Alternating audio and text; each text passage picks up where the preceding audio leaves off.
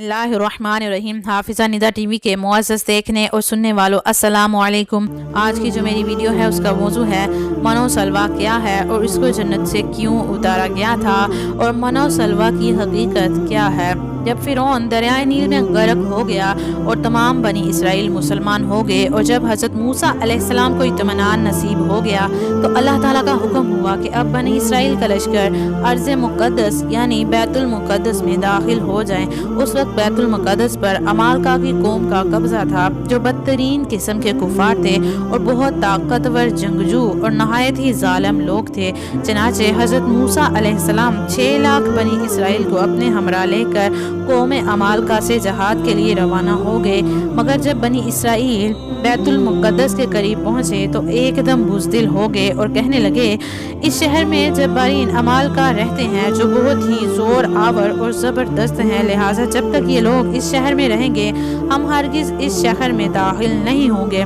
बल्कि बनी इसराइल ने हज़रत मूसा अलैहिस्सलाम से ये तक कह दिया था कि ए मूसा, आप और आपका खुदा जाकर इस ज़बरदस्त कौम से जंग करें, हम तो यहीं बैठे रहेंगे। बनी इसराइल की ज़ुबान से ये सुनकर हज़रत मूसा को बड़ा रंज और सदमा हुआ और आपने बारी ताला के दरबार में ये अर्ज़ किया जिसका तर्जुमा है, ऐ मेरे रब, मुझे इख्तियार नहीं मगर अपना और अपने भाई का, तो तू हमको उन बेहुक्मों से जुदा रख। इस दुआ पर अल्लाह ताला ने अपने ग़ज़ब जलाल का इजहार करते हुए फरमाया जिसका तर्जुमा है, तो वो ज़मीन उन पर हराम है 40 बरस तक भटकते फिरें ज़मीन में, तो तू उन बेहुक्मों का अफसोस ना खाओ।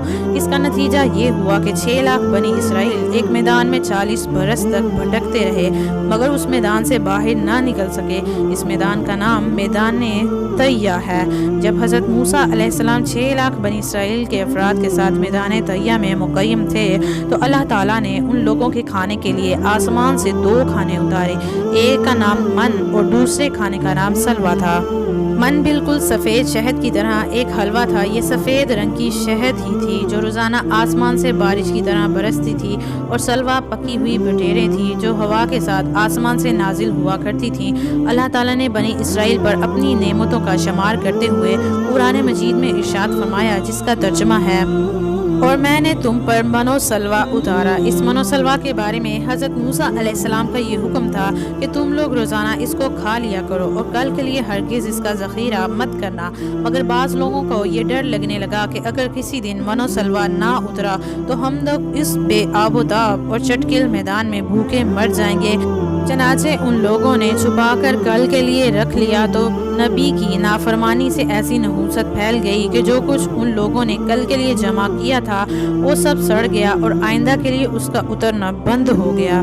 इसलिए हुजूर सल्लल्लाहु अलैहि वसल्लम ने इरशाद फरमाया कि बनी इसराइल ना होते तो ना ये खाना कभी ख़राब होता और ना ही गोश्त सड़ता। खाने का ख़राब होना और गोश्त का सड़ना उसी तारीख से शुरू हुआ, वरना इससे पहले ना ही खाना बिगड़ता था और ना ही गोश्त सड़ता था। तो मेरे मोहतरम अजीज़ सुनने वालों, ये थी मनो सलवा की हकीकत। मनो सलवा का खाना रोज़ाना जन्नत से उतारा जाता था। वीडियो अच्छी लगी हो तो वीडियो को आगे शेयर कर दे, सदका जारिया समझकर मुझे दीजिए इजाज़त। अल्लाह पाक आप सबका हाफिज़ व निगहबान। हंसते रहिए, हमेशा मुस्कुराते रहिए।